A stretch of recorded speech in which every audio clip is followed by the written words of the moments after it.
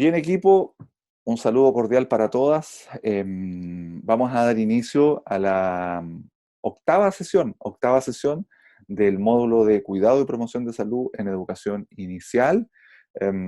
Estamos terminando la primera parte. Hoy día oficialmente terminamos la primera parte del semestre. La próxima semana hay un receso que se denomina consolidación de los aprendizajes, donde van a tener un tiempo, una pausa, donde no van a haber encuentros sincrónicos como este, sino que ustedes van a tener la posibilidad de desconectarse de esos encuentros sincrónicos y conectarse quizás con todo lo que han visto durante este semestre.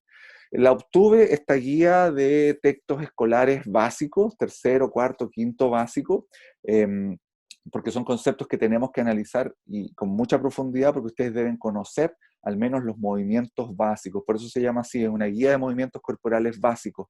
En la anatomía, la base de los movimientos corporales está dado y está explicado por lo que ocurre a nivel del hombro, ¿sí? Pero también tenemos otras articulaciones que no son hombro ni cadera, que de alguna manera se mueven, recuerden esto, en tres planos y con tres ejes. Por lo tanto, son articulaciones triaxiales. El primer movimiento que vamos a analizar es el movimiento del hombro, solo para recordar y desde ahí inspirarnos y tomar la base para lo que hemos visto. El sujeto que está en la imagen está en el plano sagital, y como está en el plano sagital, tiene el hombro que lo llevó hacia atrás. O sea, el sujeto está parado de esta manera, tal como está este monito.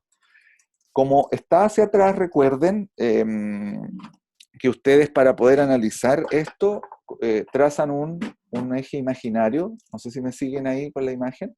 Este eje imaginario está representado por el desatornillador. Por lo tanto, cuando yo hago un ángulo súper abierto aquí, miren, que parte aquí, da la vuelta, da la vuelta, da la vuelta, da la vuelta, da la vuelta y llega hasta acá. Es un ángulo muy abierto. Esa es una extensión.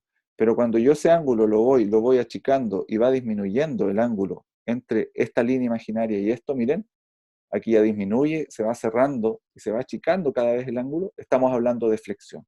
Les voy a mostrar la imagen porque en el plano sagital se ven dos movimientos, como dijo su compañera, el de flexión y el de extensión, y queda retratado, ¿no es cierto?, en este video.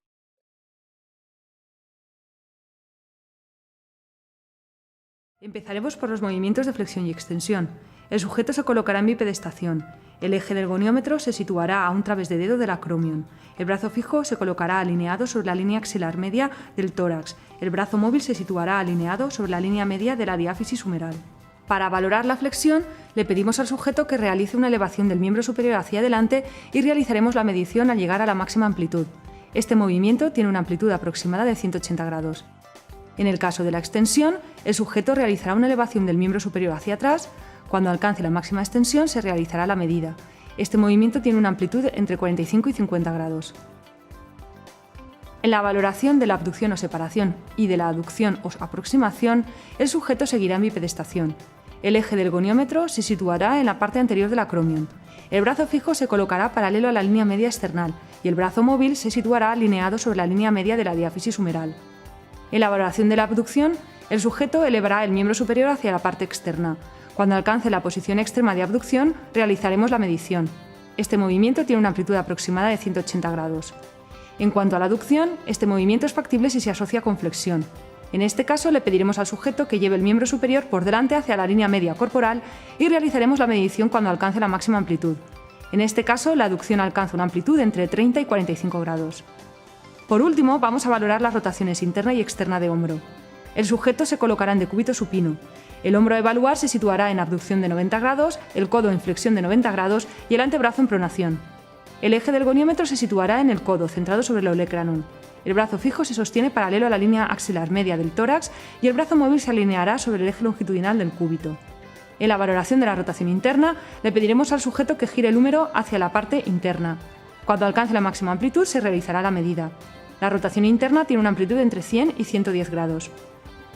Para la rotación externa, el sujeto girará el húmero hacia la parte externa. La medida se realizará al llegar a la máxima rotación externa. La amplitud de este movimiento es aproximadamente de 80 grados. En el caso del hombro, como les mencionaba, que es una articulación que tiene todos los movimientos, tiene 6 movimientos.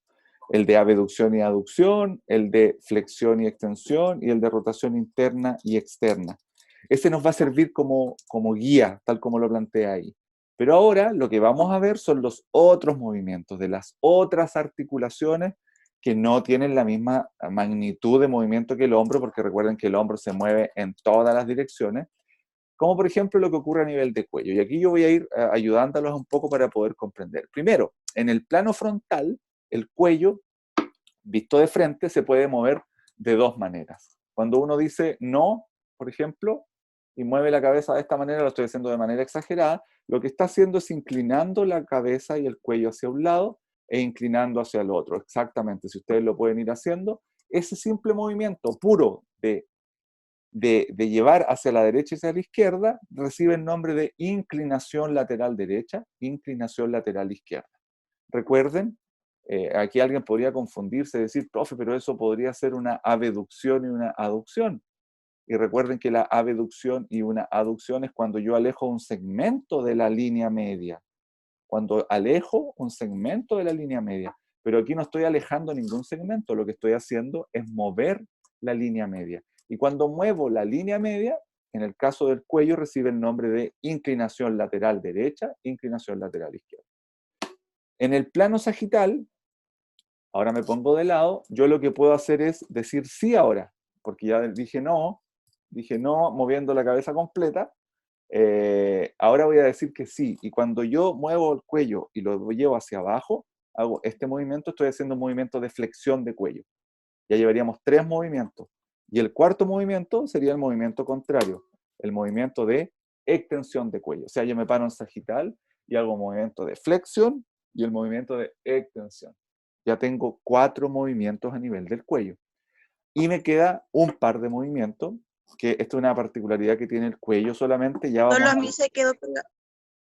Perdón, ¿no vio el tercero y el cuarto? No, porque no sé si fui yo solamente o a todos les pasó que se quedó como pegado.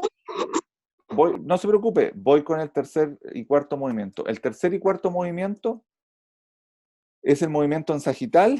Cuando yo bajo la cabeza, hago esto, hago el movimiento de flexión de cuello. Y cuando yo llevo la cabeza hacia atrás, hago el movimiento de extensión de cuello. Entonces, resumiendo, ya llevamos 4: inclinación lateral derecha, inclinación lateral izquierda, flexión y extensión. Y nos quedan 2 movimientos. Y esos 2 movimientos son estos, miren, cuando yo estoy mirando la pantalla en estos momentos con mi cuerpo erguido y derecho y hago esto, miro esa pared y después miro esa pared. Ese movimiento es un movimiento de rotación, que es una particularidad de la articulación de cuello. Y anoten por ahí, cuando veamos la columna vertebral, vamos a ver que la primera y la segunda vértebra de la columna vertebral, que son las vértebras cervicales, tienen un mecanismo que permite hacer este movimiento. Es un mecanismo muy particular, eh, muy interesante de analizar, y ahí estaríamos con el movimiento 5 y 6. Por lo tanto, tal como muestra esa imagen, la primera imagen al lado de la niña de verde está en plano sagital y está haciendo flexión y extensión con la imagen de abajo, flexión y extensión. Después viene la imagen del lado donde hay un niño que hace la cabeza de un lado y a otro, inclinación lateral derecha, izquierda, y la rotación. ¿Sí? Y miren, para que les facilite un poco más, tengo el segmento tronco. Recuerden que nosotros hicimos un acuerdo en las clases anteriores. Cada vez que hablemos de un movimiento, íbamos a hablar de una articulación que se está moviendo. Pero habían 2 excepciones. La cabeza-cuello, que no es una articulación, sino que es un segmento, y la otra excepción era el segmento tronco, que íbamos a hablar de todo el segmento, no de una articulación en particular. Para todo lo demás, vamos a hablar de flexión o extensión de hombro, flexión o extensión de codo, flexión o extensión de muñeca. Le colocamos el apellido de la articulación. Pero aquí están las excepciones. Hablamos de un segmento, que ya lo vimos, segmento cuello, y aquí hablamos del segmento tronco. Y miren bien, en el caso del tronco, son los mismos movimientos que tiene el cuello. Plano frontal, inclinación lateral derecha, me voy con todo el tronco para un lado, en este caso para la izquierda, y me voy con todo el tronco para el otro lado. O sea, cuando yo soy capaz de hacer, no lo van a ver muy bien, pero me voy así, y me inclino para un lado y me inclino para otro, serían los mismos movimientos que yo hago con el cuello cuando me inclino para un lado y me inclino para otro. Ya tenemos dos: plano frontal, inclinación lateral derecha, inclinación lateral izquierda. Plano sagital, cuando yo, por ejemplo, quiero ver mi elongación y trato de bajar el tronco y trato de llegar hasta abajo a tocar la punta de los pies, ¿no es cierto? Sin flectar las rodillas, o simplemente cuando estoy en una camilla recostado y trato de hacer abdominales, un abdominal sería una flexión de tronco. Entonces, cuando ustedes hacen abdominales, también podrían decir, oh, estoy haciendo flexiones de tronco. El tronco se flecta. Es lo mismo que llevar la cabeza hacia abajo, es cuando yo hago un abdominal. Cuando estoy haciendo un abdominal y subo, lo que estoy haciendo es una flexión de tronco. Por lo tanto, cuando yo llevo la espalda y me voy hacia atrás y trato de arquearme así lo más posible, estoy haciendo una extensión de tronco. Y el último movimiento es el movimiento de rotación. Yo estoy parado aquí y trato de ir a tomar algo que está acá y hago, el tronco es capaz de rotar. Roto de un lado, roto a la derecha y roto a la izquierda. Y ahí tendríamos los 6 movimientos de la articulación de cuello y la articulación de tronco, que son exactamente los mismos, pero que a nivel de tronco obviamente son de mayor magnitud nomás. ¿Se entiende? Ahí hacemos la primera pausa, porque me interesa que manejen muy bien los movimientos a nivel de tronco. Profe, la rotación también tiene como el apellido de lateral derecho, lateral izquierdo, ¿o es solo rotación? Puede ser rotación derecha o puede ser rotación lateral derecha, rotación lateral izquierda. Cuando hablamos en anatomía con la nueva actualización, en el lenguaje que se denomina nómina internacional, hablamos de lateral derecho, lateral izquierdo. Eh, Así que vale la pena colocarle el apellido. Pero podría quedar bien también rotación a la derecha, rotación a la izquierda, pero estamos refiriéndonos a que estamos al lado derecho, al lado izquierdo. Así que sí, vale la pena la aclaración. Lo que también me gustaría que les quede clara a todas es que cuello y tronco son los movimientos exactamente los mismos. Exactamente los mismos. El cuello se inclina a la derecha, se inclina a la izquierda, se flecta y se extiende, y más encima rota a la izquierda y rota a la derecha. El tronco, exactamente lo mismo. ¿Queda claro? Esos son los movimientos. Miren, no son de la misma amplitud que a nivel del hombro. Ya nos vamos a dar cuenta por qué el hombro se mueve tanto, porque es una esfera que se mueve en una cavidad. De hecho, por eso tengo esta pelotita. Aquí hay otra magia. La cabeza del fémur se mete en una cavidad y, como es tan esférica, le permite hacer todos esos movimientos a nivel de la cadera, y la cabeza del húmero se mete en una cavidad a nivel de hombro que permite hacer todos esos movimientos. Pero aquí el tipo de articulación es distinto, ya lo vamos a ver de vuelta del receso. Entonces, ahí ya quedamos con los movimientos de cuello, de tronco, habíamos analizado el hombro, y ahora nos vamos al nivel de articulación de cadera. ¿Y por qué en este orden? Porque cadera es exactamente lo mismo que el hombro. El sujeto, cuando está de frente, es capaz de hacer un movimiento voy a ver si puedo, un movimiento de abducción. Lo que quiero hacer es esto, miren, acá.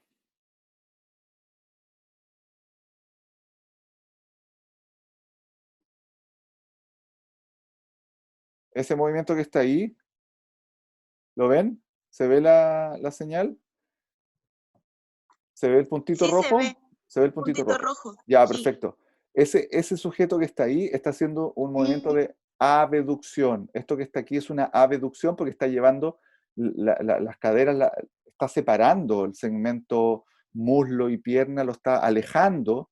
Por lo tanto, hay una apertura. Lo que hacen las gimnastas y los gimnastas, un espagat, por ejemplo, de abrir completamente las piernas, o las extremidades inferiores en este caso, lo que ocurre básicamente tiene que ver con que hay una separación. Pero cuando esta extremidad vuelve a la línea media y puede pasar la línea media, estamos hablando de una aducción. Esto está en el plano frontal.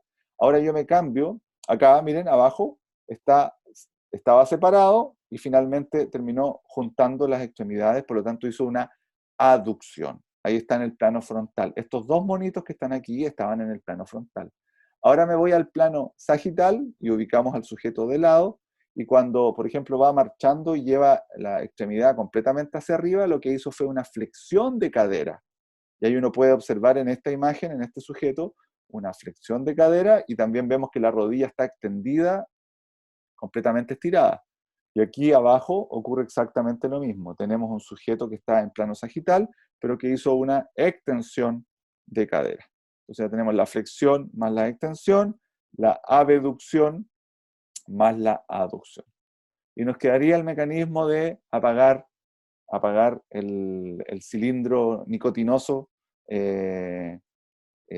haciendo una rotación. Esto también se puede ver cuando usted, por ejemplo, trate de sentarse, no es lo más apropiado, pero trate de sentarse en una mesa con los pliegues de la rodilla bien pegados a la mesa y hacer un movimiento de llevar el pie hacia arriba estando sentada en la mesa y después de llevar el pie hacia abajo y hacia adentro. Ahí se puede observar la magnitud del movimiento de extensión de cadera, que estaría expresado en esta imagen, aquí haciendo rotación hacia adentro y rotación hacia afuera. Y ahí estarían los 6 movimientos de la articulación de cadera, que son exactamente los mismos que los 6 movimientos de la articulación de hombro. La única diferencia es que en el hombro los movimientos son mucho más amplios que los movimientos de la articulación de cadera. ¿Dudas hasta ahí, equipo? Ya tenemos, imagínense, tenemos 24 movimientos en lo que hemos visto hasta ahora. Los de cuello, los de tronco, 12, 6 y 6, y los de hombro y los de cadera también 6 y 6. 24 movimientos distintos. Tienen muchas similitudes, pero son movimientos en articulaciones distintas. Después nos vamos a la articulación de rodilla, y en este caso la rodilla es una articulación que se mueve en un plano, particularmente en un plano, que es en el plano sagital. Por eso todas las imágenes de todas las personas que están ahí son movimientos que se muestran en el plano sagital, están de lado, ¿sí?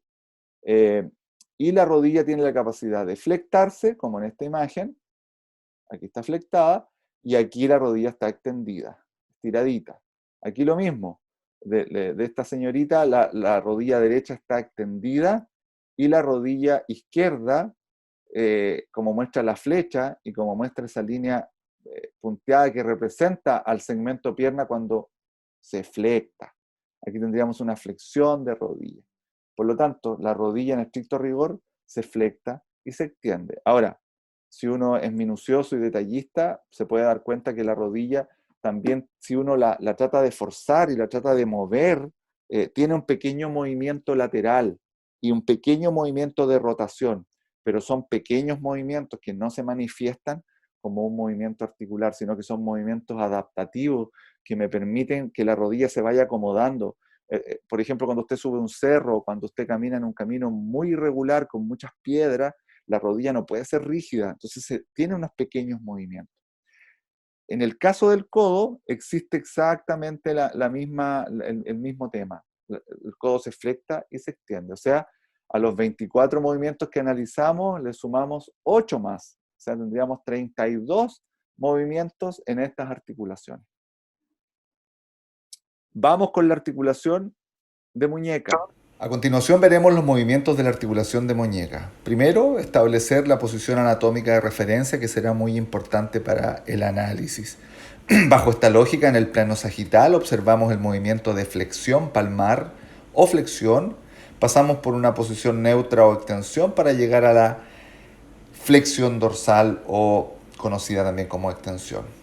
Ya lo analizamos en clases, vamos a hablar de flexión palmar y flexión dorsal. Aquí observamos una flexión dorsal de la muñeca para posteriormente volver a la posición anatómica de referencia. En el plano frontal podemos hablar de abducción y aducción.